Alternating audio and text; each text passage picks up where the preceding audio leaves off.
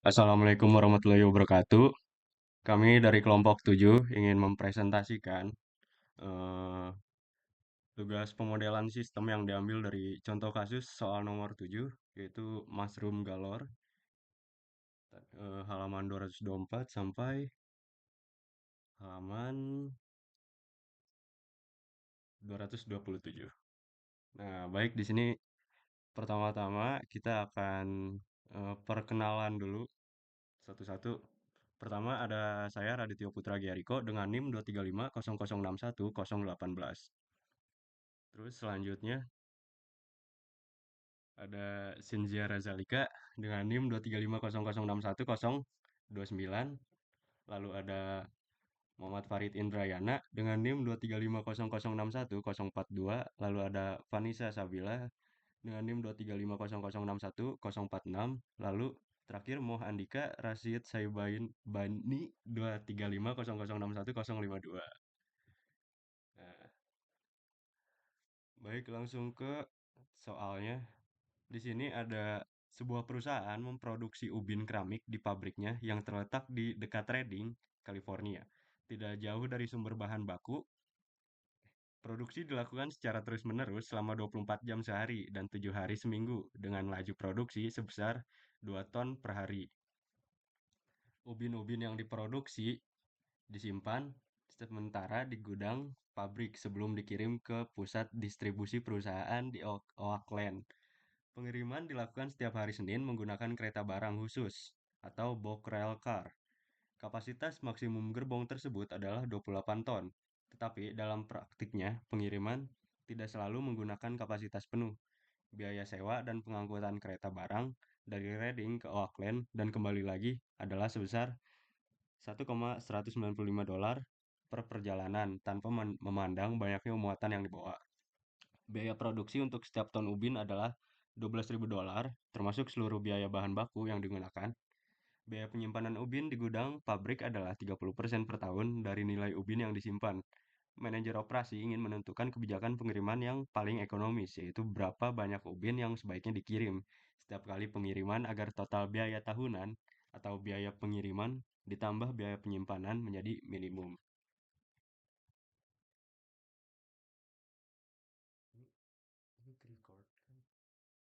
Selanjutnya, Rich Victor akan dibawakan oleh rekan saya.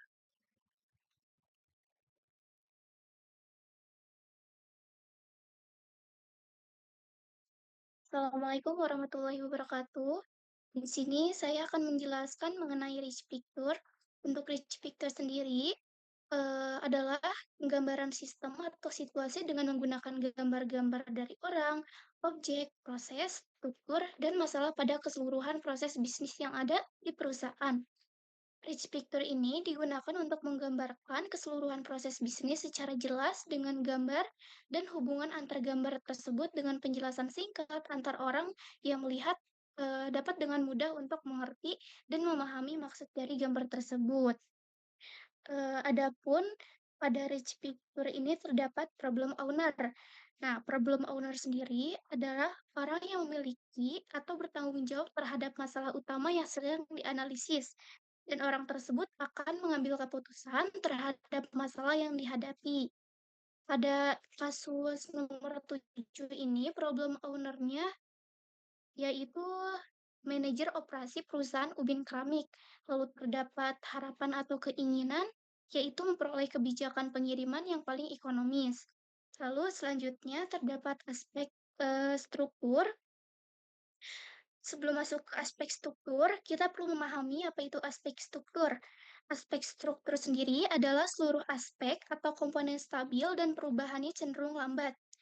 Dalam kasus ini, aspek strukturnya yaitu pabrik ubin keramik, departemen produksi, departemen logistik atau pengiriman, bagian gudang penyimpanan, pusat distribusi, gerbong kereta barang atau box rail car, lalu nilai ubin per ton, biaya pengiriman tetap, dan biaya penyimpanan tahunan.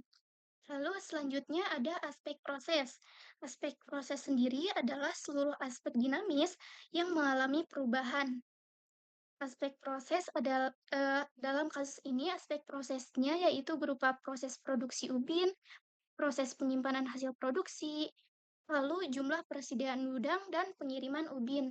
Lalu yang terakhir di sini terdapat aspek keterkaitan yang terdiri dari nilai produk per tahun, biaya bunga, biaya simpan per tahun, rata-rata persediaan, frekuensi permintaan per tahun, lalu biaya pengiriman per tahun, dan total biaya operasi per tahun. Oke, next.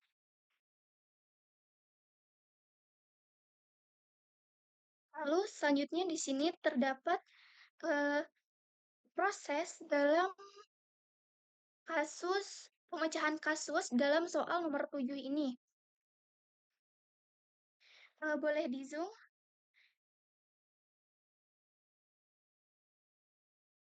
Nah, di sini problem owner atau yang memiliki masalah ke kanan, maaf. Problem owner atau yang memiliki masalah menghadapi sebuah permasalahan, yaitu berupa bagaimana cara agar biaya pengiriman menjadi lebih murah dan lebih ekonomis. Nah, caranya bagaimana? Di sini terdapat eh, sebuah opsi untuk mengatur jumlah pengiriman optimal. Karena dalam soal tersebut diketahui kapasitas kereta maksimal yaitu 28 ton. Lalu untuk eh, inputannya sendiri, di sini terdapat bahan pertimbangan, yaitu terdapat biaya produksi berupa 12.000 ton, maaf 12.000 dolar per ton. Lalu yang kedua ada ongkos kirim, yaitu 1.195 dolar per satu kali kirim. Lalu yang ketiga terdapat jumlah produksi, yaitu 2 ton per hari. Yang terakhir terdapat biaya simpan 30% per tahun. Lalu di sini problem owner memiliki dua opsi dalam menyelesaikan masalahnya. Opsi yang pertama yaitu ukuran pengiriman kecil, dan opsi kedua ukuran pengiriman besar.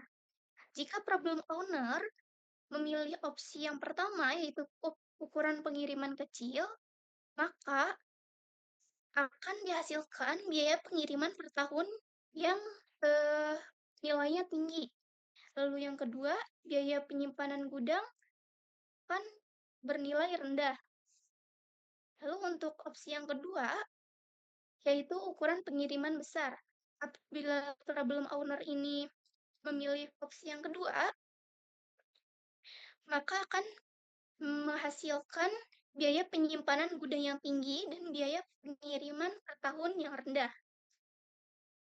Oleh karena itu, seorang problem owner harus memperhatikan uh, penyelesaian yang di mendapatkan penyelesaian yang optimal, yaitu tidak terlalu tinggi dan tidak terlalu rendah nilainya. Jadi nilainya di tengah-tengah, mencari nilai yang optimal. Oke, lanjut ke uh, berikutnya.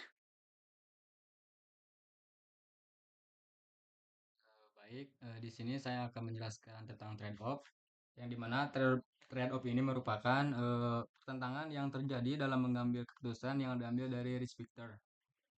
Baik dari grafik ini, grafik biru yaitu menunjukkan biaya simpan yang meningkat seiring bertambahnya jumlah pemesanan. Lalu grafik merah yaitu itu menunjukkan biaya pesan yang menurun. Yang dimana titik terendah kurva total biaya inilah yang disebut dengan ukuran pemesanan optimal atau dikenal sebagai EOQ.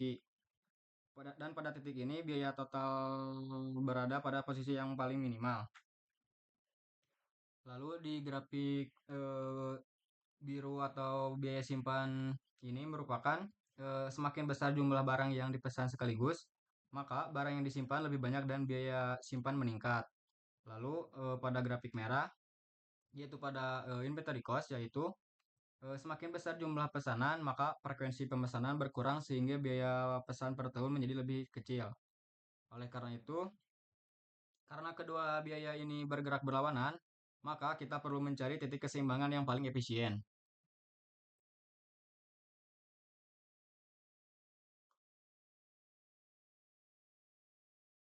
Baik, pada slide ini ditampilkan hierarki sistem yang digunakan dalam kasus mushroom galore. Naruh sistem difokuskan pada departemen distribusi di pabrik trading, karena bagian inilah yang secara langsung mengatur frekuensi dan jumlah pengiriman ubin keramik ke pusat distribusi di Auckland. Sementara itu, wider system mencakup seluruh rantai pasok perusahaan, mulai dari proses produksi, penyimpanan di gudang, transportasi, hingga pemenuhan permintaan di pusat distribusi. Hubungan antara keduanya bersifat hierarkis. Keputusan operasional yang diambil di nano system akan mempengaruhi efisiensi biaya di wider system secara keseluruhan. Kemudian di sampingnya ada bagan. Pada bagan ini ditunjukkan hubungan antar elemen dalam sistem logistik mushroom galore. Di bagian dalam terdapat departemen distribusi yang menjadi inti dari nano system. Kemudian di dalamnya juga ada bagian gudang sebagai problem customer dan bagian distribusi tadi sebagai problem user. Sementara itu, di luar batas sistem terdapat departemen produksi dan pusat distribusi di Auckland sebagai bagian dari wider system. Elemen-elemen eksternal seperti ongkos kirim, biaya simpan, nilai produk, dan kapasitas gerbong juga turut mempengaruhi proses pengambilan keputusan. Next.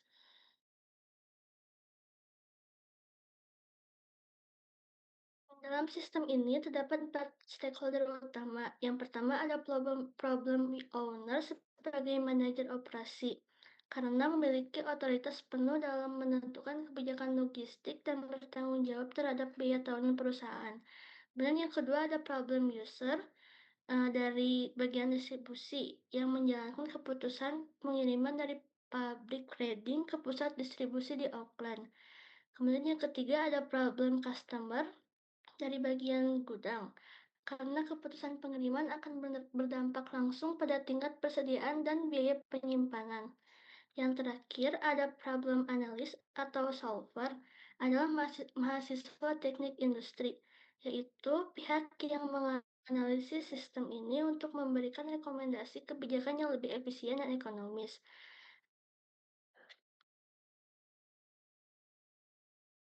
Baik, selanjutnya ada Ya, elemen Ustaz. masalah.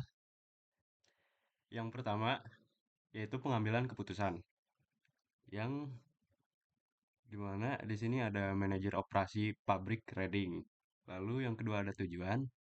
Tujuannya adalah menentukan kebijakan pengiriman ubin keramik yang menghasilkan total biaya tahunan paling murah atau biaya pengiriman ditambah biaya penyimpanan. Lalu kriteria keputusannya yaitu minimasi total biaya persediaan dalam 1 tahun. Lalu ukuran kinerjanya total biaya persediaan per tahun atau US dollar per tahun. Lalu alternatif program atau keputusannya menentukan besar ukuran pengiriman atau Q-ton setiap kali mengirim ubin ke Auckland. Konteks sistem sampai wider system. Rantai pasok ubin keramik dari pabrik Reading menuju pusat distribusi Auckland menggunakan railcar, melibatkan biaya penyimpanan, ritme produksi, dan biaya perjalanan kereta. Yang terakhir ada narrow system. Kegiatan pengiriman dan pengelolaan persediaan di pabrik Reading, khususnya keputusan berapa ton ubin yang dikirim dalam satu batch.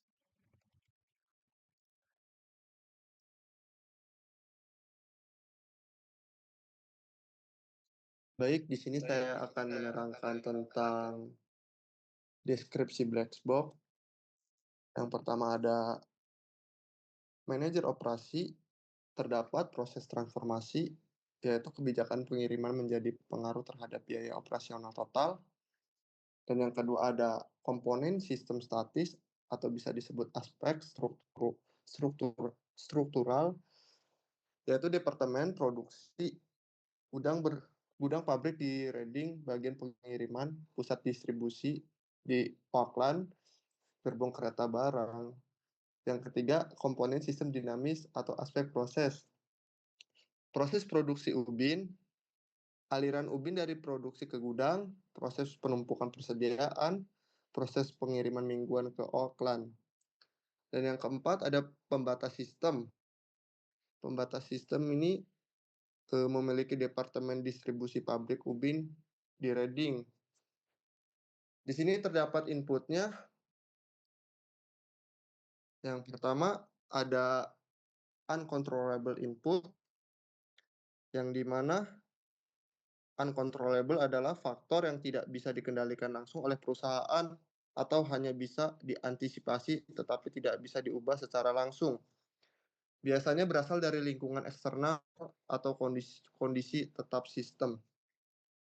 Dan di sini terdapat contohnya yaitu permintaan atau produksi, kapasitas maksimum kereta, harga pokok produksi per ton, ongkos simpan, dan biaya pengiriman satu kali kirim. Dan input keduanya yaitu ada controllable input, yang dimana faktor-faktor yang bisa dikendalikan atau diubah langsung oleh manajemen untuk mempengaruhi hasil sistem produksi. Artinya, keputusan mengenai besar kecilnya faktor ini bisa ditentukan melalui kebijakan, perencanaan, atau strategi perusahaan. Dan di sini terdapat output. Outputnya yaitu frekuensi pengiriman per tahun dan total biaya tahunan atau pengiriman plus penyimpanan. Next. Baik, di sini lalu ada aspek sistem. Di aspek sistem ini terdapat bagian-bagian tersendiri yang dimana ada feeder system dan narrow system, yaitu feeder system merupakan mencakup seluruh rantai pasok dari produksi di Reading hingga permintaan di Auckland. Sementara narrow system yaitu masalah yang ingin diselesaikan yaitu mencari kebijakan pengiriman paling ekonomis yang berada dalam kontrol di departemen ini. Lalu yang kedua ada pihak internal, yang dimana pihak internal ini ada problem owner, ada bagian distribusi, ada bagian gudang, serta ada departemen produksi. Untuk problem owner sendiri yaitu bertanggung jawab dan memiliki wewenang untuk menentukan kebijakan pengiriman dan meminimalkan total biaya tahunan. Lalu untuk bagian distribusi yaitu pihak yang secara langsung melaksanakan pengiriman berdasarkan kebijakan yang ditetapkan oleh user system. Sementara bagian gudang yaitu stok ubin yang disimpan dan persediaan mereka terpengaruh langsung oleh jadwal dan kuantitas pengiriman customer internal. Sementara departemen produksi yaitu menyediakan ubin yang akan dikirim aliran output untuk menjadi input bagi gudang. Lalu yang terakhir ada faktor eksternal dan parameternya itu awan. Di sini ada 5, yaitu ada ongkos simpan persentase biaya simpan 30%, lalu ada ongkos kirim, biaya kirim per satu kali kirim yaitu 1,195, lalu ada nilai pokok produk ubin per ton yaitu 12.000, lalu ada kapasitas maksimal 28 ton, serta info produksi jumlah produksi tahunan, dan kriteria keputusan total biaya tahunan.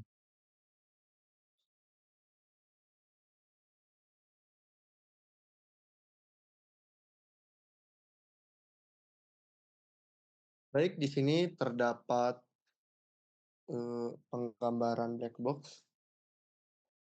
Di sini mempunyai input uncontrollable, yaitu frekuensi pengiriman per tahun. Dan di sini ada alternatif program atau keputusan atau input controllable, yaitu menentukan besar ukuran pengiriman. Di sini juga mempunyai 4 parameter. Yang pertama, harga pokok produksi atau per ton, dan parameter kedua yaitu ongkos simpan, parameter ketiga biaya pengiriman, dan parameter keempat adalah jumlah produksi per hari. Di sini ada keputusan atau outputnya yaitu meminimasi total biaya tahunan. Next. Selanjutnya ada influence diagram dari Mushrooms Galore. Di sini, Q mempengaruhi dua biaya utama, yaitu rata-rata persediaan Q per 2 yang menentukan biaya penyimpanan, dan jumlah pengiriman D per Q yang menentukan biaya transport. Kedua biaya ini dijumlahkan menjadi jumlahkan menjadi total biaya tahunan. Dari diagram ini kita lihat trade-off, yaitu Q besar sama dengan holding naik, Q kecil sama dengan shipping naik. Baik, cukup segitu saja presentasi dari kelompok 7. Maaf apabila ada kesalahan kata. Wassalamualaikum warahmatullahi wabarakatuh.